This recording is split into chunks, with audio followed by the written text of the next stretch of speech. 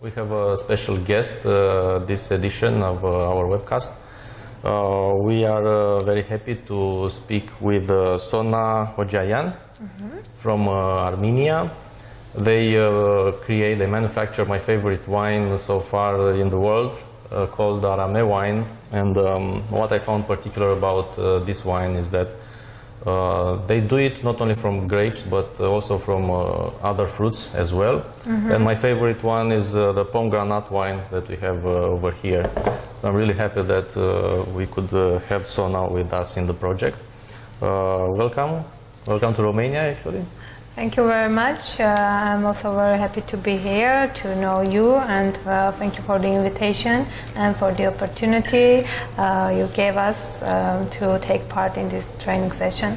We are very happy to have you, and also very interested to find a little bit more about the company you are representing. Yes. It seems like you are creating wonderful products, and we are curious to see what your plans are for the future.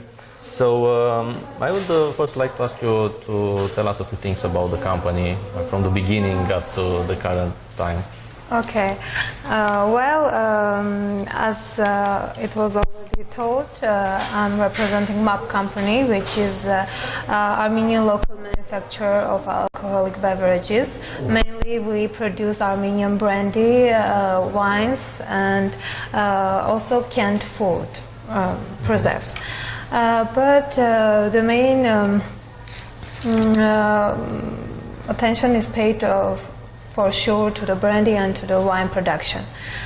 So our company was founded in 1942 in Armenia region in Lenuri village. It's outside of the Yerevan, the capital of Armenia, and it is located in Arat Valley, which is one of the favorable places in Armenia for grape growing.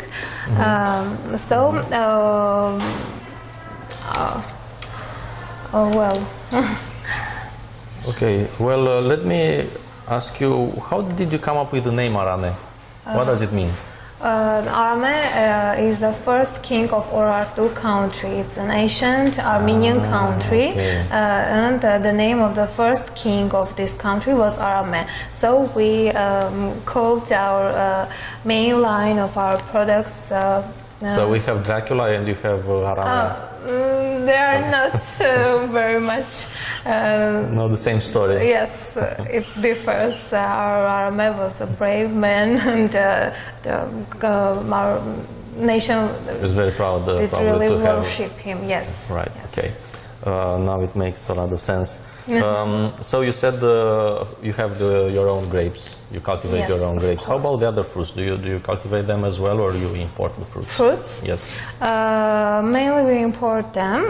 They are grown in Armenia. It's Armenian harvest, only Armenian harvest, because we are lucky to have all the conditions to grow and harvest, ripen and sweet fruits locally. And we do not have mainly to import them from other countries. Yes.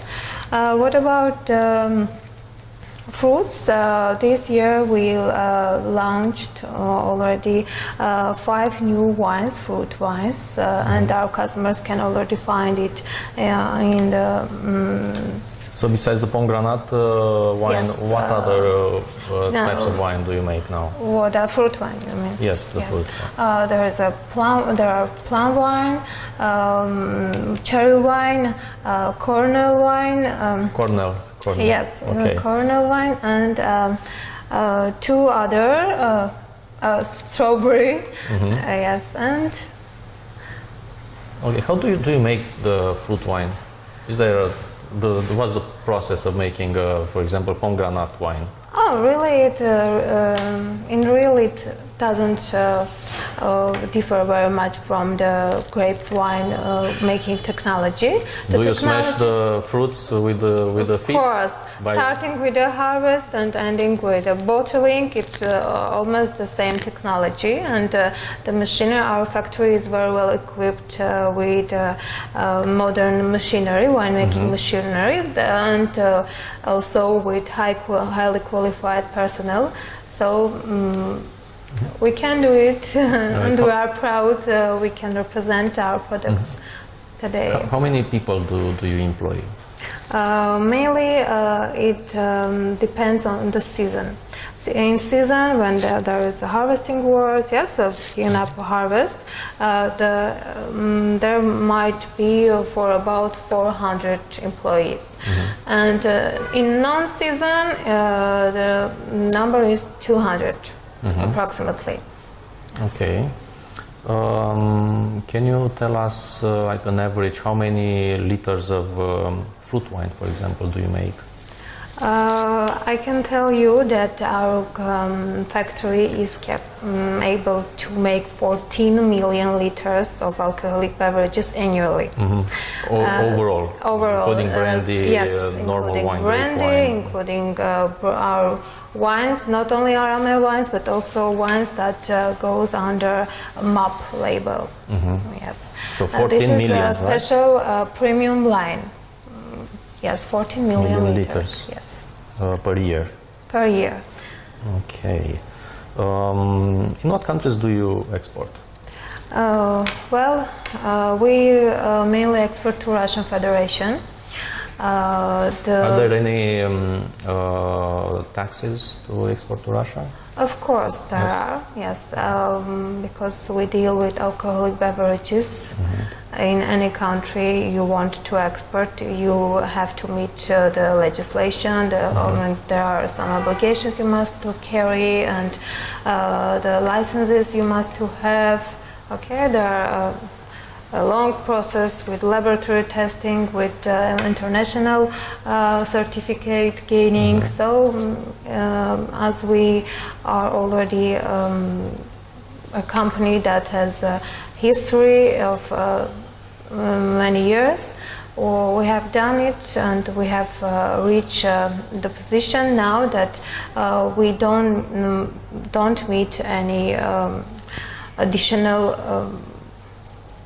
how to say costs or not costs, but anyway, you have people who deal with all the paperwork inside. Of course, yes. Okay. Yes, of course. The special departments are dealing with it. So but the Russian Federation is the main market for us. Other countries? From other countries, I can mention Ukraine and several countries of Europe. But there we mainly work with distributors. Okay, and then we are going to grow internationally, and we work hard over this question. So I hope that in near future we are going to export. We can export also to this region. And so no exports to Africa, Asia, United States. No, of course not. Okay. And now we get to the question about future plans. What do you think that you'll accomplish, like in 10, 20 years from now?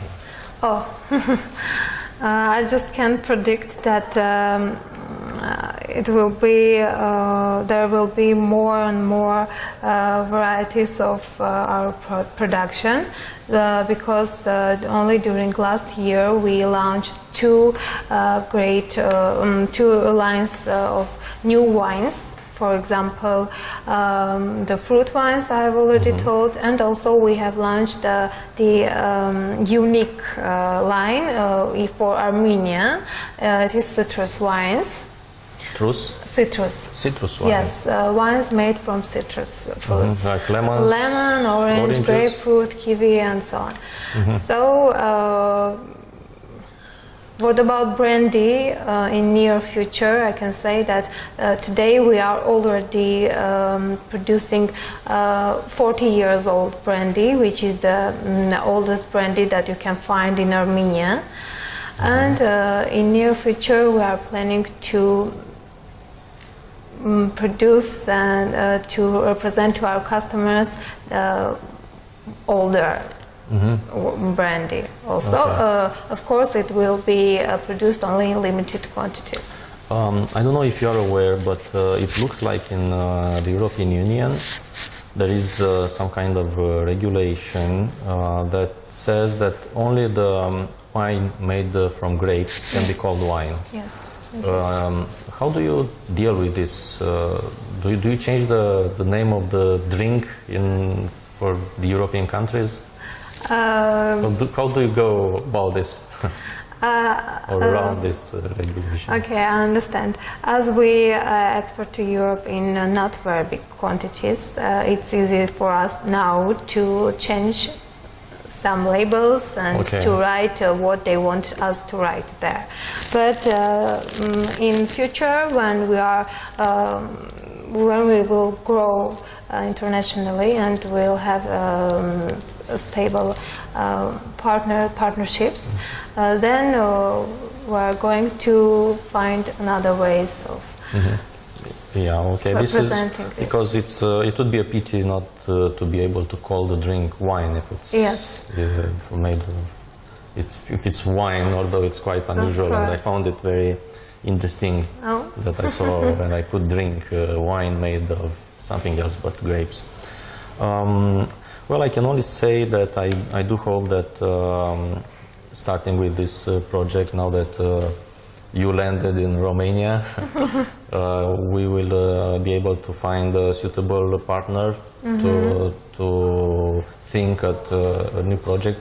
What I can tell you is that the European Union is usually funding projects, production projects, especially in rural areas. So a production facility could be a feasible project that would benefit from European Union funding. And if you have the recipe to create the fruit wine, we have a lot of grape wine, which is also good here, but we don't have fruit wine. So maybe a new project will emerge, and I can tell you that I'm interested in this kind of project, and because we are eligible to get so much non-refundable, so many non-refundable grants, maybe in 5 years we will talk seriously about a new project here. We are glad and we are ready to help you in anything we can do for you. Well, thank you very much.